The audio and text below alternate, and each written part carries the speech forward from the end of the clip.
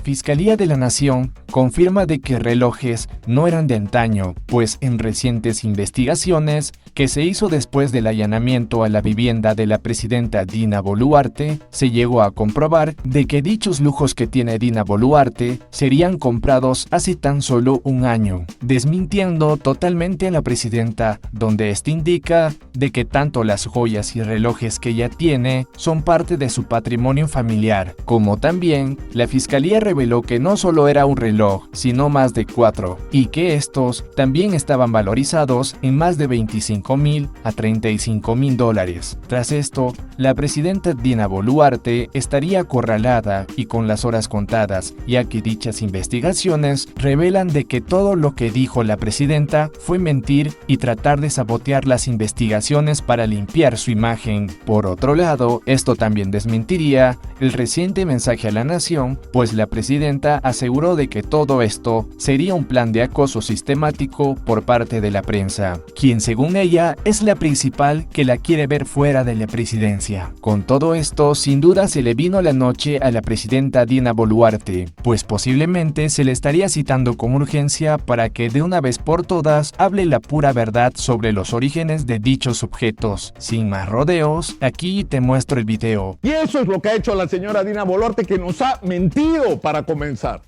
Nos ha mentido. Porque dijo, son de antaño, son cosas personales. ¿Qué cosas personales? Si tienen la evidencia en su casa de que por lo menos uno de los relojes, aparte de una de las joyas, fueron adquiridas el año pasado. Y que valen muchísimo dinero que ella no declaró. Está agitado el día de hoy, hasta nuestros equipos se ponen nerviosos. Quiero contarles lo que me ha pasado esta mañana porque yo creo que es significativo. Venía en el taxi, me transportaba un taxista muy amable, Paulino Olivera, que vive en el Cerro Camote, que se tuvo que prestar como todo emprendedor para comprar su carrito 15,000 soles, que ha terminado pagando 37,000 soles por esos 15,000, que no tiene ningún beneficio a pesar de estar inscrito como taxista formal, que han peleado en su barrio y finalmente tienen agua, desagüe, pero que tienen mil dificultades por dos problemas: el colegio, que tiene techos de calamina y los chicos mueren del calor, simplemente falta poco para eso. Hay 44 alumnos en cada aula y si los padres de familia no hacen chanchita para contratar auxiliares, no pueden enfrentar la atención de tantos niños concentrados. Y esos son los problemas de los peruanos de carne y hueso, que además están agobiados con la inseguridad porque extorsionan en su barrio, como en todo el Perú, a todo el mundo. Y el problema es que esta gente como Paulino, como la gente que está peleando hace décadas por tener agua potable, o la gente que está buscando desesperadamente maneras de que su familia sobrevive, y que muchos de ellos, y ahí lo que me resulta sorprendente es esa incapacidad de comprender el país en el que vive, de esta élite que vive desenchufada, porque tiene pues privilegios y tiene una vida que la inmensa mayoría de peruanos no tiene. El problema es que no se preocupan por la vida de los que no tienen la suya, que es gente que no tiene acceso a un empleo estable, porque tenemos una economía que, si bien ha crecido en términos macroeconómicos, no ha generado sino empleos estables y seguros, no en la cantidad que podríamos haberlo hecho y en la que el país necesita. Y eso es lo que genera que haya tal cantidad de gente en la informalidad, gente de ambulante, gente de transportista informal, gente que se va a la minería informal porque no tiene opción, porque no le queda otro camino.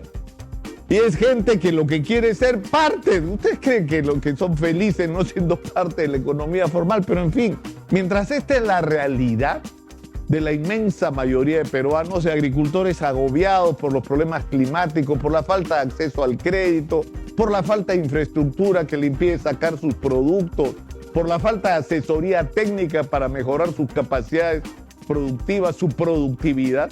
Mientras esta es la realidad de la inmensa mayoría de peruanos, ahora hablaba con Paulino de la vergüenza que es la agenda que nos ponen los políticos. de gente sinvergüenza, porque son unos sinvergüenzas y hay que llamarlos como lo que son. Están haciendo cola para ir presos todos los expresidentes de las últimas décadas y están haciendo una campaña feroz por tirarse a Vela, para afuera Vela. ¿Y por qué quieren sacar a Vela? Porque Vela le echó bien, le echó mal. No, señor, porque lo que quieren es que se caigan los juicios contra la corrupción. Eso es lo que quieren. Que llegue el juicio no solo de la señora Keiko, que empieza ahorita, sino los juicios que ya empezaron contra Toledo, contra Ollanta Humala, contra Susana Villarán, contra los gobernadores regionales implicados con corrupción, contra otros alcaldes implicados, contra expresidentes, contra Martín Vizcarra, contra Vladimir Cerrón, porque ahí todos son iguales. Zurdos, derechistas, de centro, todos son iguales. Corruptos y sinvergüenzas que están todos juntitos ahora por traerse abajo el sistema anticorrupción. Y están haciendo desesperadamente todas las maniobras, y cuando la esperanza debería ser la primera mujer presidenta del Perú, por Dios, que debía dar una lección en muchos sentidos, no solo de tratar de construir o reconstruir, si alguna vez hubo la unidad entre los peruanos, el juntar a los peruanos alrededor de todo lo que nos une, que es mucho, muchísimo, pero los extremos no quieren que lo veamos porque no les conviene, porque si no, ¿de qué van a comer? ¿De qué van a vivir estos sinvergüenzas? Y todos sus adulones y sus incendiarios y los que han convertido el insulto y el agravio el pan de cada día. A ellos no les interesa eso, pero Dina, en vez de darnos eso, tras la caída así bochornosa de Pedro Castillo, después el pésimo gobierno que hizo en medio de acusaciones de corrupción, en vez de proponernos un gobierno de unidad nacional que hiciera una transición y que permitiera un proceso que terminara en elegir a autoridades que todos aceptemos como legítimas. En vez de hacer eso, se pasó al otro lado y dejó una ruma de 50 muertos. O sea, ¿qué hizo por la unidad nacional? No solo nada, empeoró la división. Creó una zanja enorme llena de sangre entre los peruanos. Y por el otro lado, tenía que haber un compromiso firme de lucha contra la corrupción, porque esa es la tragedia nacional. ¿Y qué cosa es lo que nos ha dado Dina Boluarte? Díganme ustedes qué explicación razonable está dando sobre esto de los relojes, y ahora a eso se suma lo de las joyas que se han descubierto en el allanamiento, y todavía no terminan de entender que en el Perú la Constitución, que hay que hacer cambios, no de los que hace el Congreso, que requiere cambios, como por ejemplo el artículo 117, donde según el cual no se puede acusar al presidente durante su mandato más que por traición a la patria, por disolver ilegalmente el Congreso o las autoridades o las instituciones electorales. Y si el presidente roba y si el presidente mata, la fiscalía no lo puede acusar. Según nuestra Constitución tenemos que esperar hasta que acabe su mandato. Es una vergüenza, es una barbaridad. ¿Cómo es posible que se les haya escapado así o lo hicieron a propósito? Entonces está claro que no se puede acusar a la presidenta, pero en ninguna parte dice que en términos de la investigación recibe el mismo tratamiento de cualquier ciudadano.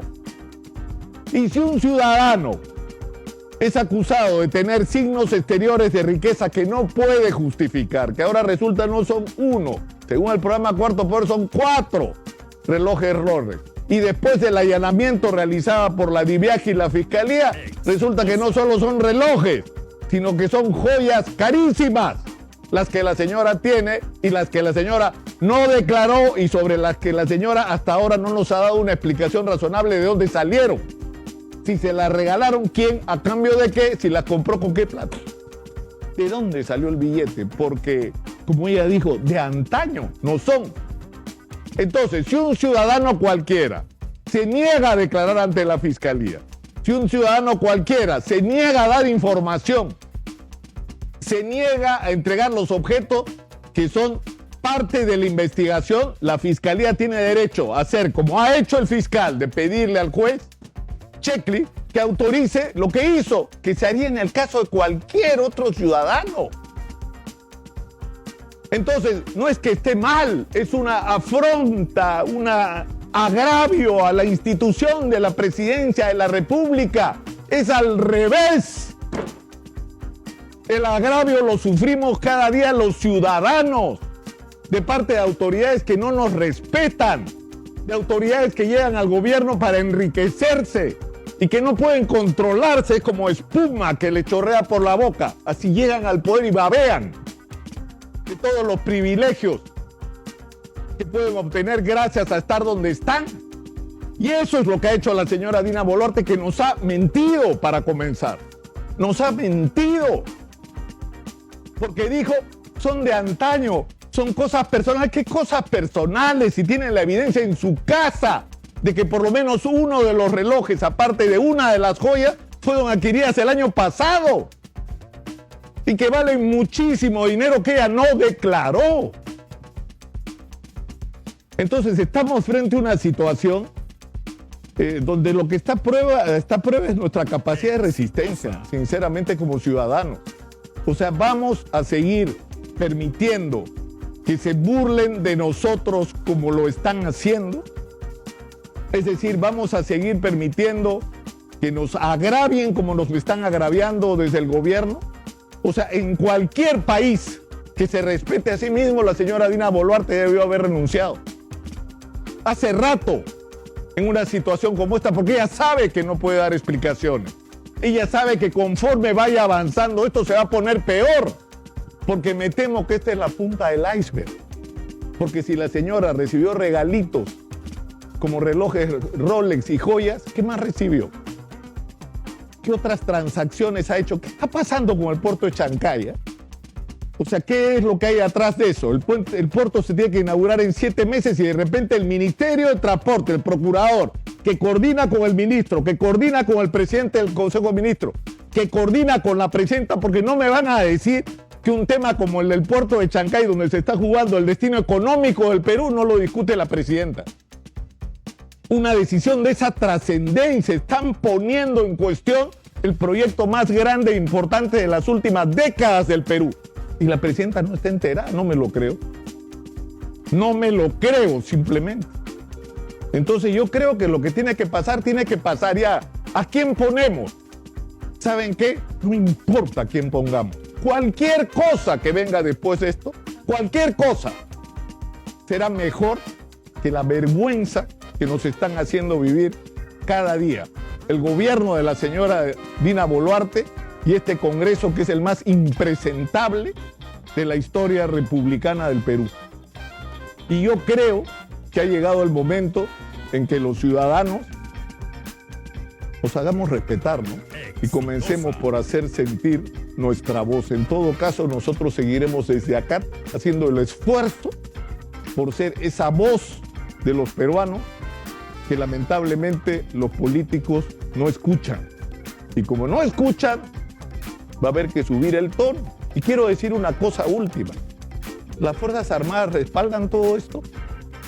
Esa imagen vergonzosa de los altos mandos de las Fuerzas Armadas parados al lado de la presidenta y del impresentable señor presidente del Consejo de Ministros, defendiendo a la señora Boluarte como si fueran sus abogados, y los altos mandos de las Fuerzas Armadas como si fueran sus asistentes. O sea, han puesto a las Fuerzas Armadas en una situación muy seria, como respaldando esta vergüenza nacional que estamos viviendo. Por Dios, ese es el sentimiento de las Fuerzas Armadas. No voy. Si yo soy comandante del ejército, no voy. Simplemente, y si lo tienen que echar, que lo echen, señor. Pero no puede comprometer la institucionalidad, el respeto de las Fuerzas Armadas por la defensa de una presidenta. ¿De qué se trata acá? ¿De que cada vez que hay problemas en las Fuerzas Armadas aumentan el presupuesto, como ocurrió con los 50 muertos? Espero que no, sinceramente.